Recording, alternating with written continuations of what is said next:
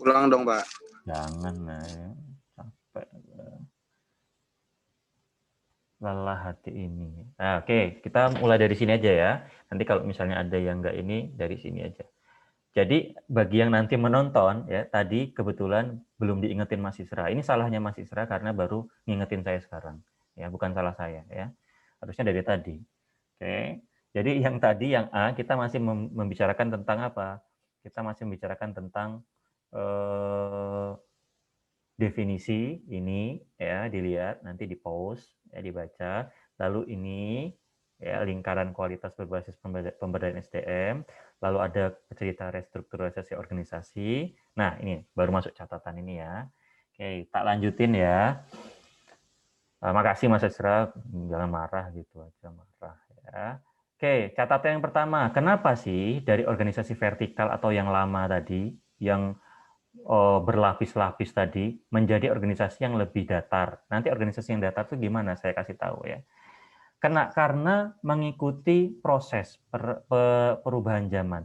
Saat ini kalau misalnya dia rigid menggunakan proses vertikal, ya nanti dia keputusannya akan lama. Karena keputusannya lama ya keburu apa ya, keburu kadaluarsa itu keputusannya. Ya. Terus yang kedua, hierarki sekarang cenderung datar, makanya hierarki itu yang dari awalnya vertikal menjadi apa? Menjadi horizontal. Ya, sekarang cenderung datar. Oke. Yang ketiga, pengelolaan organisasi dilakukan oleh tim. Itu yang maksudnya oleh horizontal itu berdasarkan tim. Kalau teman-teman nanti di MSDM belajar struktur organisasi, nama struktur organisasinya adalah struktur organisasi matriks. Matriks ini memadukan antara vertikal, vertikal dan horizontal. Jadi kayak grup band ya, vertikal horizontal ya. Vertikal dan horizontal. Ya, habis ini tak setelin vertikal horizontal. Ya. Sampai mana tadi? Nah, ini yang keempat. Ukuran kinerja organisasi adalah kepuasan customer. Jadi bukan lagi hanya ukurannya adalah internal. Kita punya target internal, asal tercapai berarti sukses. Enggak kayak gitu. Sekarang kalau target internal tercapai tapi kok customer-nya nggak puas, itu nggak bisa. Makanya sekarang kalau kalau vertikal kan tadi kayak gini ya. Oh, kayak gini. Itu ada sistem pertanggung jawab yang namanya ABS. Apa itu ABS? ABS apa itu?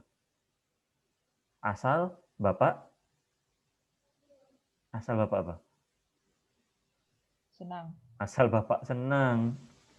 Yang penting kita dikasih target apa? Wah iya Pak, yang Bapak kemarin sudah tercapai loh.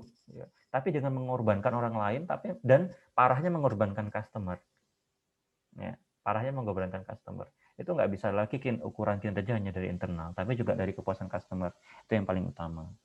Yang berikutnya adalah karena reward sekarang berdasarkan prestasi, bukan hanya berdasarkan tua-tuaan umur ya. Saya paling tua di sini, berarti gaji saya paling tinggi, bonus saya paling banyak, enggak kayak gitu. Ya. Jadi yang awalnya ini vertikal, ini tidak kaku.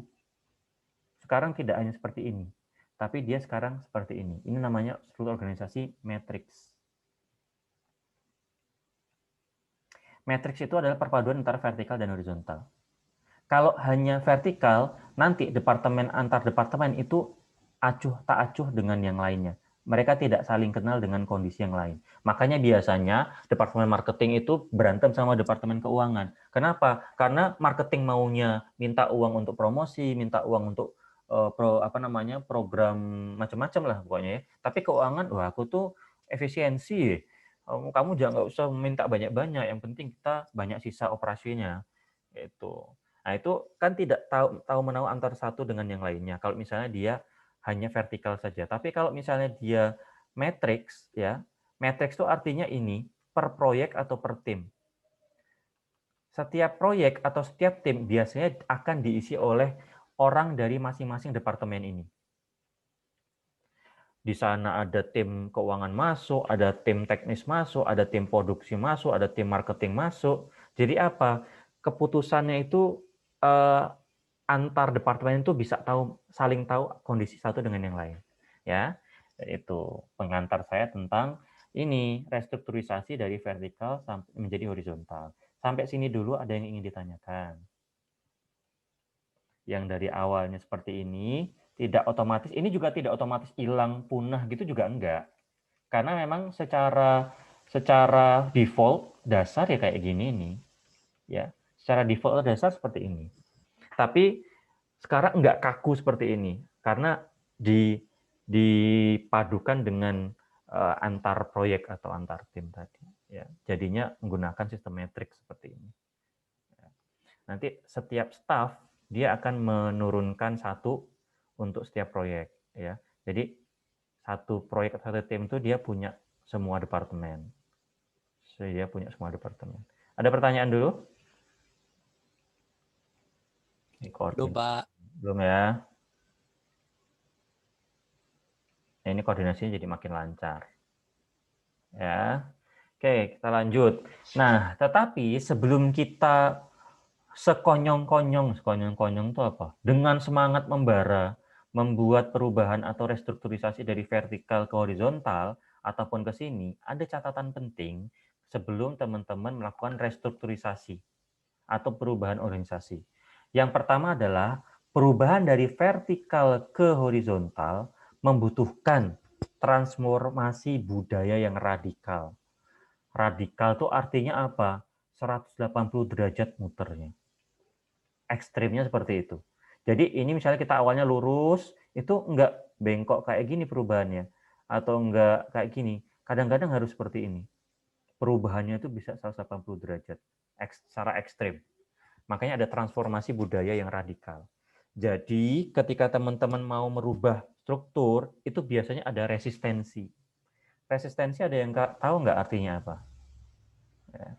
Resistensi tahu nggak artinya apa? Mbak Naima, apa? Siapa tadi? Mas Iqbal? Mbak Re, apa kok mendengung ya? Ini cuma saya mendengung apa memang suaranya dengung ya? Aduh, saya nggak bisa dengar. Dengung, Pak. Mic-nya itu Dengung ya? kayaknya, Pak. Dengung. Jadi kayak gini loh, Mas Rera. Aku nggak bisa dengar sumpah. Ya, diwakili dengan yang lain. Mas, Mbak Ananda deh, Mbak Ananda. Apa Mbak Ananda resistensi, Mbak Ananda? Oh, posisi kayak bertahan gitu. Bertahan, bisa bertahan. Atau keengganan gitu ya, menolak. Ya, enggan, nggak mau. Kenapa? Karena berubah itu membutuhkan usaha atau effort. Ya, meninggalkan yang kata 420 apa namanya? Meninggalkan apa? Kata 420 meninggalkan apa? Ninggalin zona nyaman. Ya, makanya pada nggak mau. Ya, nggak mau. Ya, sudah nyaman dengan yang kemarin kok. Ngapain harus diganti lagi strukturnya? Waduh, bos baru ini. Waduh, cara kerja baru gitu. Itu catatan yang pertama. Akan ada resistensi. Yang berikutnya, tidak semua perusahaan cocok menggunakan horizontal. Betul. Kenapa? Perusahaan-perusahaan tertentu yang cocok menggunakan horizontal adalah perusahaan-perusahaan yang membutuhkan kecepatan inovasi produk, kecepatan keputusan, membutuhkan kecepatan respon terhadap pelanggan. Itu butuh sekali horizontal. Misalnya apa? Usaha apa? IO, event organizer, atau WO, wedding organizer. WO misalnya ya, itu kan butuh cepat dia. Biasanya kan hari H-20 akan sampai H-1, itu akan banyak perubahan yang terjadi. Nah, kalau misalnya sekarang hari apa? Kamis. Dia bilang pengantinnya minta, waduh warnanya diganti dong, temanya menjadi merah marun. Ya, terus dibalas seminggu kemudian. Ya nggak mau lah ini kliennya ya. Mesti harusnya dibalas ya seminggu kemudian, ada kepastian bisa apa enggak. Terus iya kami cek dulu ya warnanya ada apa enggak. A few moment later gitu ya, seminggu kemudian baru, waduh nggak ada merah marutnya, itu kelamaan, nggak bisa. Ya. Jadi tidak semua perusahaan cocok dengan horizontal, tapi itu semua juga cocok vertikal. Ada juga yang cocok vertikal ada. Nanti kita lihat ya. Organisasi vertikal itu cocok untuk apa? Proses operasional yang repetitif, berulang-ulang, tidak terlalu banyak inovasi produk. Contoh misalnya teh botol sosro itu ya kayak dulu gitu-gitu aja. Ya, paling ada beberapa sih tabs gitu ya, ada yang kotak itu jus gitu juga ada produknya misalnya. Atau kongguan. Kongguan itu kan dari dulu sampai sekarang produknya gitu-gitu toh. Dan itu karena biasanya perusahaan keluarga. Perusahaan keluarga itu cocok dengan apa? Dengan vertikal cocok ya, vertikal. Boleh. Tapi juga belum tentu perusahaan keluarga kayak Sido muncul itu karena banyak inovasi produk, dia nggak bisa vertikal. Ya. Terus bersaing, prioritas bersaing adalah biaya rendah. Jadi karena efisiensi. Ya, efisiensi. Itu karena dia repetitif, ya, dia ngejar efisiensi, dia cocok vertikal. Nah, kalau organisasi horizontal yang cocok yang apa? Perusahaan yang tadi fleksibel, prioritas bersaing dengan inovasi, customization, variasi produk tinggi, kayak EO, WO, wedding organizer, misalnya apa salon, ya terus macam-macam lah yang ini apa desain grafis, lalu desain interior, kayak gitu-gitu tuh nggak bisa yang kayak gini. Dia by project kan, otomatis dia kalau by project ya dia horizontal. Gitu. Ya. Nah, sekarang kalau misalnya memang vertikal itu kita mau rubah menjadi horizontal, ya. Tadi kan banyak perubahan tadi ya, banyak perubahan ya tadi ya. Karena perubahannya kan radikal tadi ya, banyak yang berubah sampai hampir 180 derajat perubahannya. Perubahan ini juga akan menyentuh yang namanya perencanaan insentif, ya. Insentif itu perencanaan bidang apa ya,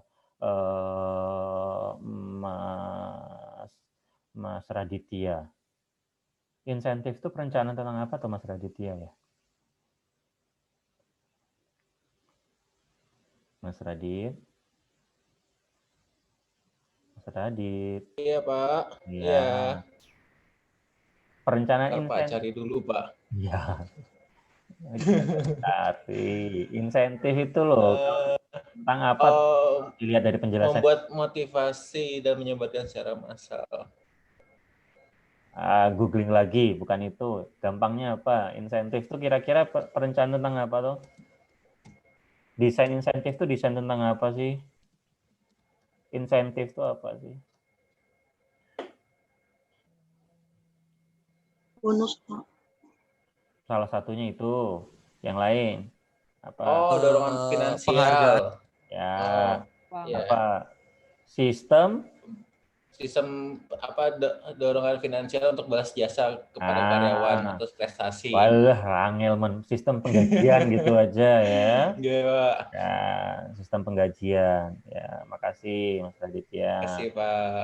Insentif itu sistem penggajian. Jadi kalau misalnya vertikal sama horizontal, sistem penggajiannya mesti beda dong, ya. Kalau vertikal tuh kayak tadi ya, pakai matriks.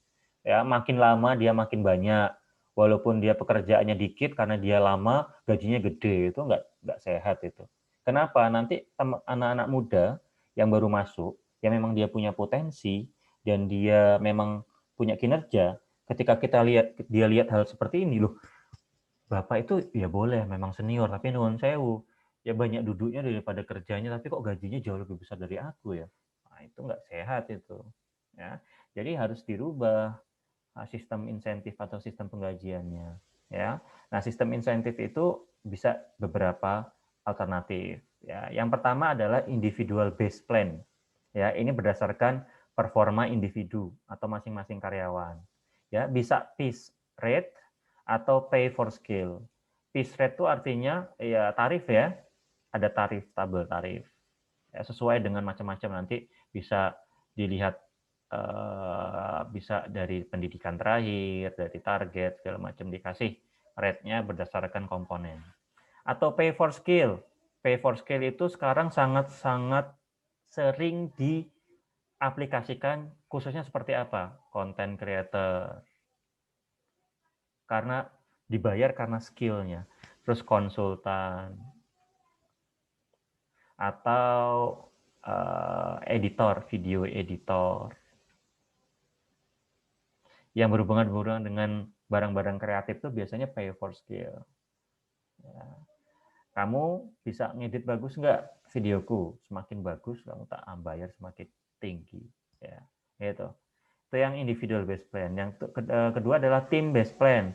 Team based plan itu artinya kita, ya, khususnya untuk bonusnya ini, untuk bonus. Bonus itu berdasarkan kinerja kelompok tertentu.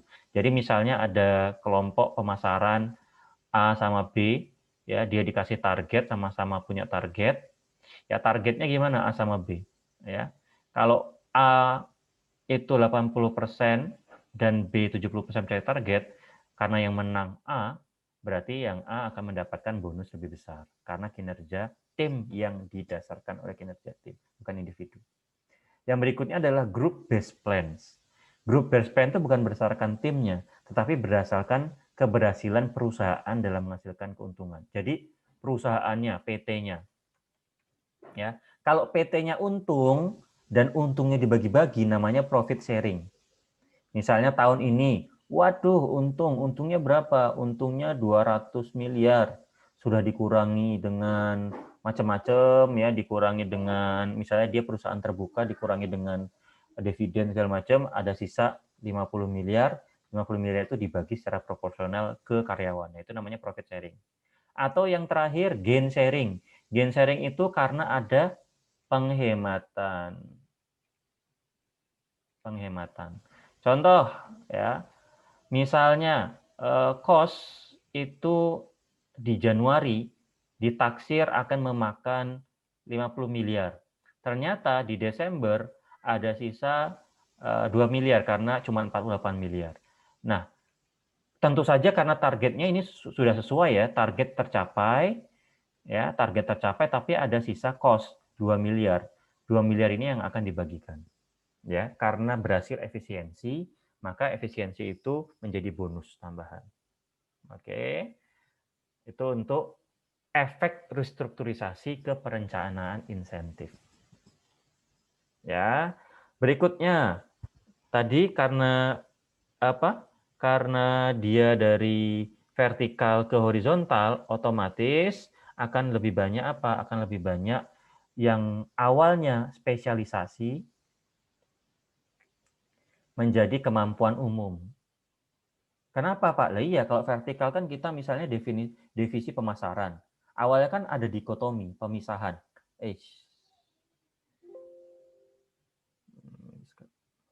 Awalnya kan ada pemisahan. Ya, awalnya kan ada pemisahan. Kalau orangnya di marketing, ya dia keahliannya marketing aja.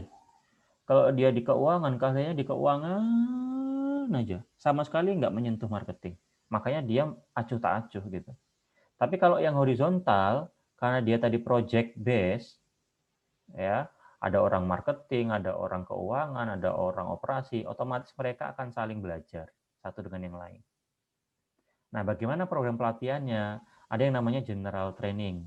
General training itu pelatihan karyawan yang secara umum. Contohnya misalnya apa? Pelatihan komunikasi, pelatihan manajemen stres kerja, pelatihan bekerja dalam tim atau team building. Team building itu kan umum, ya. Pelatihan apa? Pelatihan misalnya mengelola konsumen, itu umum. Itu general training. Oke, setelah general training ada yang namanya administrative training. Biasanya ini adalah sekolah calon pemimpin. Misalnya apa? Pelatihan penilaian kinerja. Ya, pelatihan penyusunan desain kerja. Itu untuk calon-calon pemimpin. Yang terakhir, technical training. Ya, technical training itu seperti apa? Technical training itu pelatihan yang khusus diberlakukan untuk aspek keterampilan tertentu. Contoh, teman-teman punya bagian marketing. Marketing itu ada subbagian namanya medsos. Nanti orang-orang yang di medsos dikasih pelatihan apa? Copywriting. Copywriting tahu nggak sih? Tahu nggak? Copywriting di medsos itu kayak apa? Caption, Pak. Ya, Latihan nulis caption. Nulis caption itu ada pada pelatihannya, nggak cuma, jangankan, ya memang harus ya, jangankan ini ya orang-orang ini. Saya aja setiap mau, kenapa saya jarang post Instagram? Karena ketika saya mau taruh di foto, saya mikir captionnya itu hampir 15 menit sendiri. Oh, captionnya ini. Terus nanti yang paling mentok-mentok cari quotes of the day itu ya, di copy paste, ditaruh di sana. Gitu ya. Kita nulis caption itu susah, apalagi nulis caption untuk jualan, ya. Apa yang harus ditampilkan di sana, caption seperti apa, itu ada pelatihannya. Copywriting. Ya. Oke. Oke, sekarang restrukturisasi organisasi sudah kita lewatin, kita masuk ke yang C. Nah, sekarang desain kerja nih, ini yang akan teman-teman temui di MSDM juga ada, di perilaku organisasional juga ada, ya, desain kerja. Desain kerja itu sebenarnya apa sih? Desain kerja itu bagaimana kita sebagai orang SDM maupun orang operasional merancang sebuah pekerjaan. Ya, jadi pekerjaan itu enggak cuma namanya, tapi isinya itu ada, deskripsinya ada, tugasnya ngapain aja ada, syaratnya harus di sana juga ada, teman kerjanya siapa ada, lingkungan kerjanya ada, deskripsi lingkungan kerjanya ada, dia harus tanggung jawab ke siapa ada. Jadi itu namanya desain kerja. Jadi kalau misalnya kita membuat satu divisi baru, namanya divisi medsos. Ya, jadi ada admin medsos. Itu dia nggak kebingungan ketika ada orangnya, kita taruh satu orang di sini, terus dia bingung, ini ngapain saya di sini? TikTok gitu ya. Saya ngapain di sini ya? Karena apa? Dia nggak tahu desain kerjanya seperti apa. Makanya kalau kita punya desain kerja, maka dia bisa tahu pekerjaannya itu apa. Kalau dia tahu kerjanya apa, maka dia akan bekerja lebih efektif dan efisien, produktivitasnya meningkat, kualitas kerjanya meningkat, dan seterusnya. Kepuasan kerja meningkat. Karena teman-teman, kalau teman-teman tiba-tiba kerja, ditempatkan di suatu pekerjaan tertentu, ditaruh di belakang meja admin medsos, terus teman-teman nggak ada pengarahan harus ngapain tuh kan gabut gitu ya. Kalau gabut ya ngapain kerja ya? Ya gabut nongkrong aja gitu. Nah, ini elemen desain pekerjaan. Jadi kalau misalnya teman-teman mau mendesain pekerjaan, pasti nanti ada analisis tugas, analisis karyawan, analisis lingkungan. Ya, ini informasi yang semuanya ada di desain kerja. Ya, dibaca masing-masing ya. Ada deskripsi tugas, tugasnya harus ngapain. Misalnya admin medsos. Admin medsos misalnya mengelola semua medsos dari perusahaan. Posting minimal 2 kali sehari. Ya. Apapun itulah ya, deskripsinya. Urutan pekerjaannya harus ngapain. Fungsinya itu dikasih tahu dia ngapain. Membangun citra perusahaan. Citra positif perusahaan misalnya. Frekuensi tugasnya berapa kali sehari tadi ya. Segala macam ini tugasnya ada analisisnya. Analisis karyawan, kemampuan yang dibutuhkan biasanya ini ada waktu apa? Waktu kita rekrutmen. Dibutuhkan admin medsos minimal S1 DKV atau desain komunikasi visual. Ya. Skill yang dibutuhkan minimal bisa Photoshop, ya, Adobe Illustrator atau Adobe Illustrator, ya. Corel Draw, bisa software editing video dan segala macam. Gitu. Analisis lingkungan kerja dikasih tahu ada tempat kerjanya, lokasi prosesnya seperti apa, pencahayaannya bagus apa enggak, ventilasinya bagus apa enggak, dan segala macam. Ini elemen desain kerja. Saya bahas detail karena akan banyak juga dibahas di MSDM dan perilaku organisasional. Sebelum saya ke yang D, ada pertanyaan atau tidak? Lanjut. Belum, Pak. Ya, lanjut ya. Oke, sekarang setelah ke elemen desain pekerjaan, kita ke spesialisasi pekerjaan. Maksud dari spesialisasi pekerjaan itu apa toh? Kalau misalnya kita ada karyawan, ya, kita bekali kemampuan dia, misalnya karyawan bidang tadi marketing ya. Kita kasih training medsos, kita kasih training dia khusus FB, kita kasih training khusus IG, kita kasih training khusus TikTok, ya kita kasih training copywriting segala macam, itu kan akan membuat dia terspesialisasi. Artinya ahli.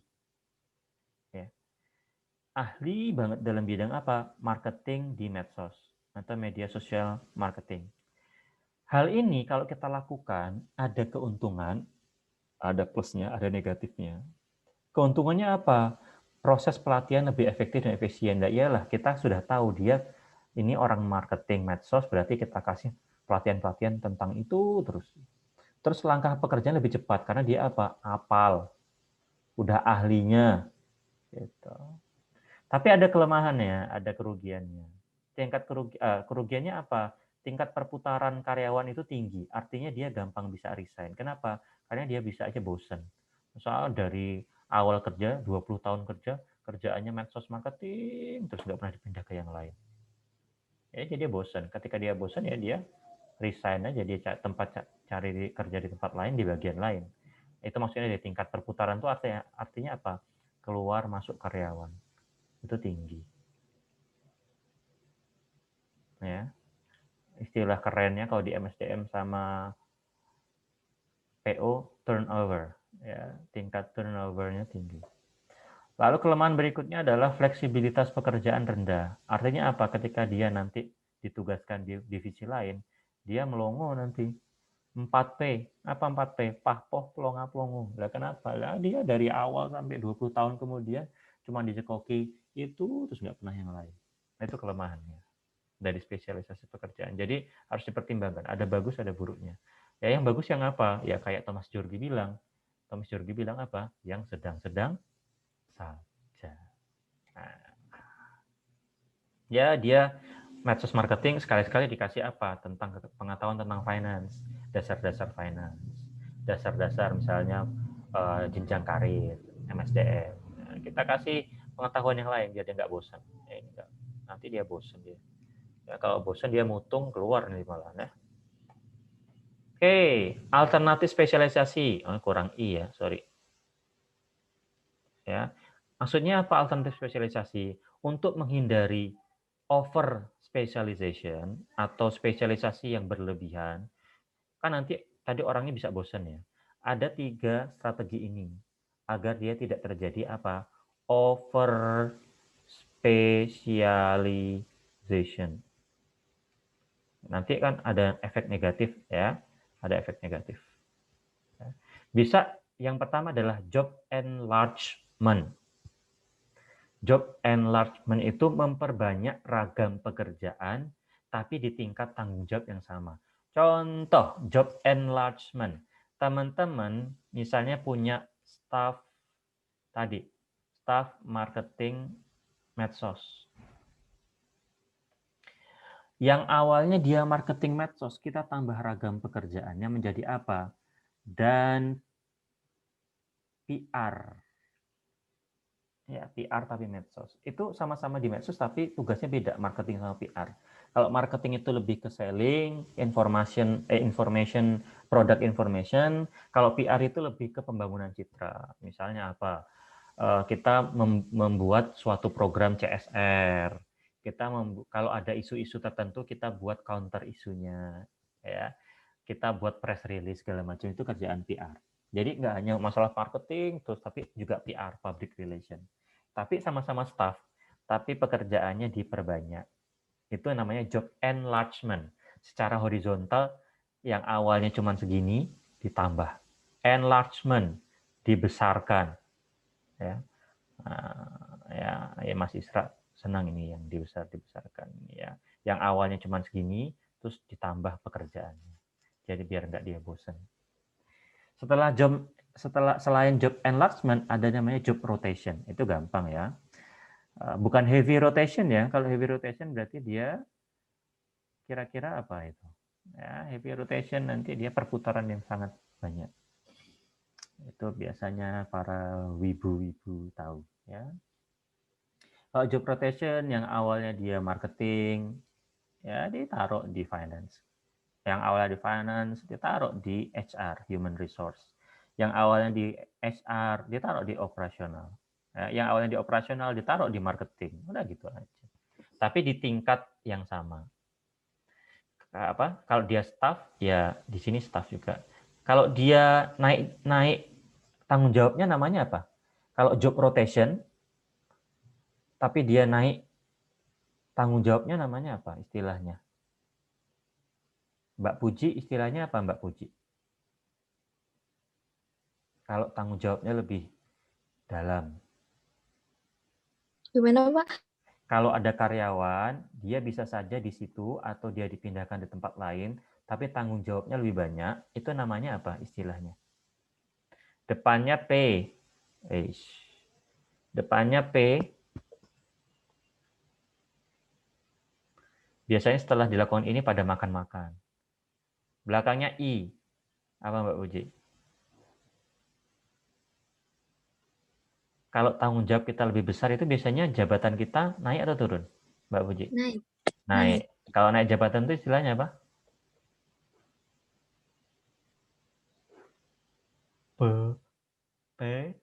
Promosi. Promosi, Pak. Wah, ya teman-temannya udah pada gemas sama Mbak Puji. Menggemaskan Mbak Puji ini memang ya. Oke, Mbak Puji, kalau tadi ditingkatkan tanggung jawabnya, kalau nurun tanggung jawabnya apa istilahnya, Mbak Puji? Biasanya ini terjadi karena pelanggaran aturan, tidak ada kinerja yang baik gitu ya. Tanggung jawabnya yang awalnya tinggi menjadi cuma segini, ya dipotong. Depannya D Mbak Puji, belakangnya I. Apa Mbak Puji? 1, 2, 3, 4, 5, 6 huruf.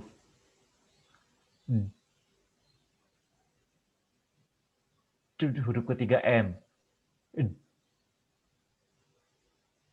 Lawannya promosi, antonimnya. Mbak Puji? Mbak Puji? Mbak Puji. Lawan promosi apa ya? Huruf keduanya E.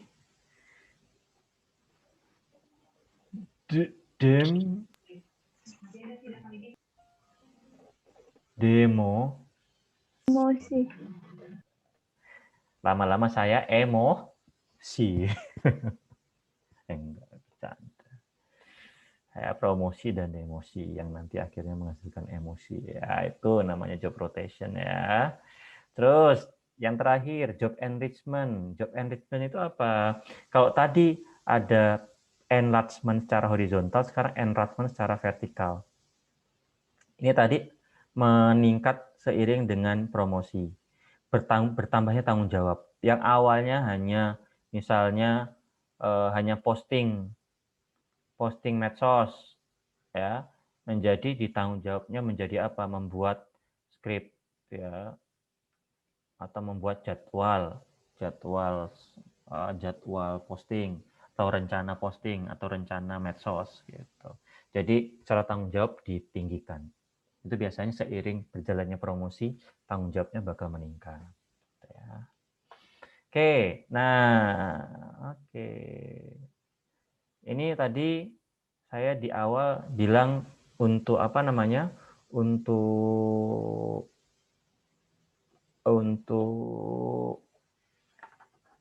menilai apakah pekerjaan seseorang itu bagus atau jelek, maka akan diperlukan apa? Evaluasi kinerja. Evaluasi kinerja itu bisa dilakukan kalau ada apa? Standar kerja. Kita akan bandingkan kinerja orang dengan standarnya. Ya, misal ya, saya melayani satu customer harusnya standarnya 5 menit. Saya melayaninya 4 menit, berarti bagus. Ya, tapi saya melayani 8 menit, berarti jelek. Itu kinerjanya nggak bagus gitu ya. Nah, untuk melakukan evaluasi kinerja ini, namanya pengukuran kerja, itu metodenya banyak. Ya, seperti teman-teman bisa baca di bab 5, metodenya itu ada apa saja. Ada yang satu namanya the time study method. Ini untuk membuat standar kerja ya. Membuat standar kerja ya. ada time study method atau metode time study. Ada yang namanya elemental standard data approach.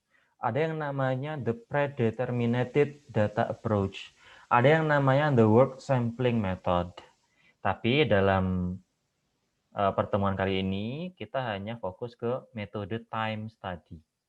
Ya, studi waktu, metode time study untuk membuat apa? Standar kerja. Bagaimana detailnya akan kita lihat di video berikutnya. Oke, tak stop record dulu.